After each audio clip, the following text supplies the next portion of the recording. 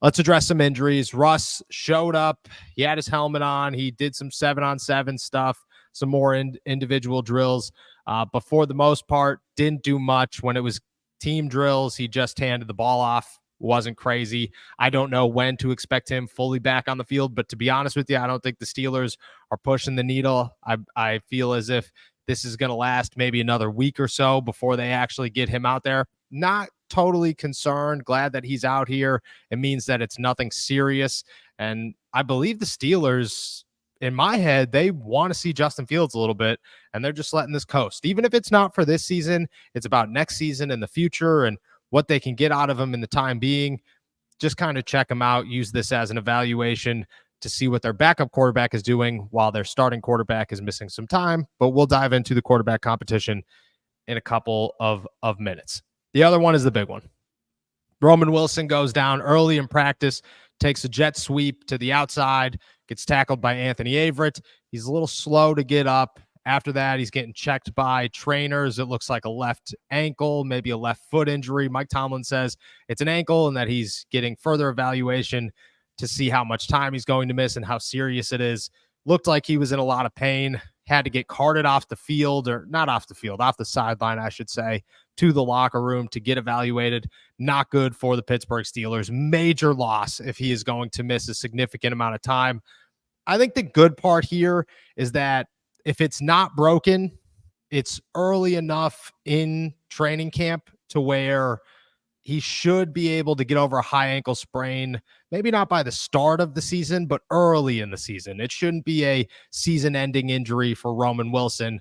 That being said, I don't know what the actual injury is, and we're still waiting to hear what it is, but there is some upside to, okay, maybe this isn't as detrimental because of the time of year and how early it happened. Hopefully we're wishing all the best for Roman and for that to go smoothly, but we will continue to provide updates as they come in. You saw the Roman injury. We'll dive into the impact.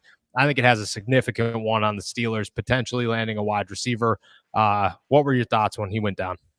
Yeah, obviously seeing the report is never a good thing, but seeing the way Mike Tomlin was speaking about it just made it seem even worse. It was, yeah, he's injured. Yes, it is an ankle, and it's a matter of how long he's out. That tells me it's not day to day. That tells me it's not, hey, he's going to take the week off and be back next week.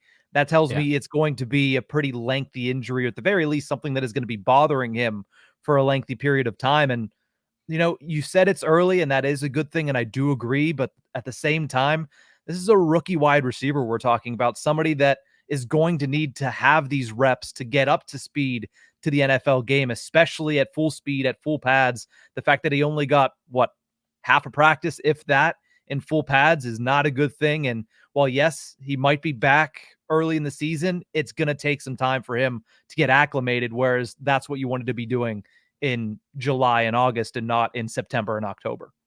Yeah, I agree. It's definitely a significant step backwards. And he was building momentum. That's the worst part of this, is he looked good the last couple of days, like a piece that was going to provide some pretty good talent to the Steelers wide receiver room. It hit the point where the Steelers wide receivers started to look like they were in such a groove with Roman, with Calvin, with Pat Freiermuth and George Pickens and Van Jefferson that you were starting to think like, okay, maybe this is okay. Maybe this will be fine. It's not great. It's not ideal, but maybe they can make it work. Roman goes down. Immediately your head starts going, what's going to happen next? How long is it? And what does it mean? This is a great question. Do you think the injury from Roman will push forward a trade? I don't think the Steelers are active in a trade. I will say this. If Roman is going to miss a significant chunk of time, I'm talking a couple of weeks into the season, maybe a little bit more, yes, it does push a trade because you got rid of Marquez Callaway today, which is, I mean, terrible timing. You have to imagine that Marquez asked to be released and then got the news that maybe I shouldn't have asked to be released as of this morning. But if he's gone, you got to have somebody. I would imagine this does push forward a trade a little bit. Again, it's not on the Steelers. They got to find somebody. Nobody's looking to deal anyone right now. It's the end of July. This is not trade season. You have 2 weeks at least before trade season starts. I don't know when it'll happen, but I think it could push a trade forward for the Steelers. But again, that comes with updates to whether or not this is long term or how serious this is or how much time he's going to miss.